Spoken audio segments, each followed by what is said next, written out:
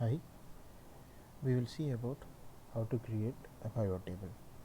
A pivot table is nothing but we do have a data. From that data, we are going to create a table which we require for our EC calculation, for our EC visualization.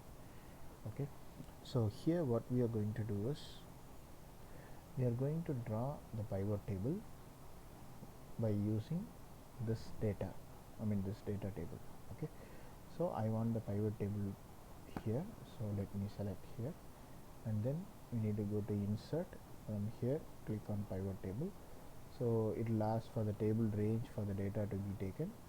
Select this, and then I need to select this table. Select it, click on this, and then where we need to have the pivot table, we already selected it, so that's it. Here we will get a pivot table fields. Let's say we want the name as a row.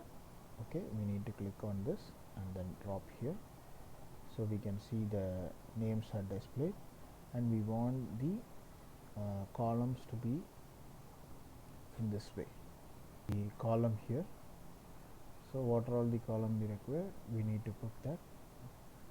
So select on this department and then put the department here. Once you put the department, it will display all the departments available in the department column. Now we need to have the salary drawn by each employee from the department.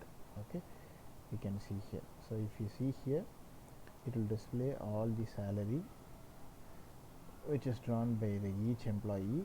So it will also provide which department they belongs to, and as a whole in which department is grossing the more number of salary here, that also we can see, and also it will give the grand total of total salary received. And also what we can do is, if we want to filter it using this table, let's say I want only finance department employees and what are all the salary they are drawing, means I can select this finance and then click on OK. So it will display only the finance department employees, and it is finance department grand total, it will display here. I can switch back to all the things.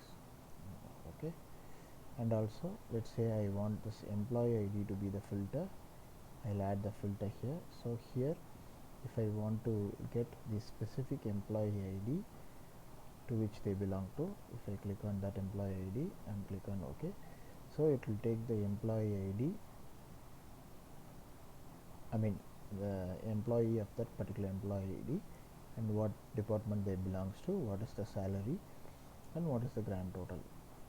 So this way we can create the pivot table, and we can create our own table. So we can also do it in another way, like I can make the department in a row wise and name in the column wise, means it will display here. Let's say now if you see, it will display in this way. So it will bring all the employee name in the column, and it will bring all the department in the row label.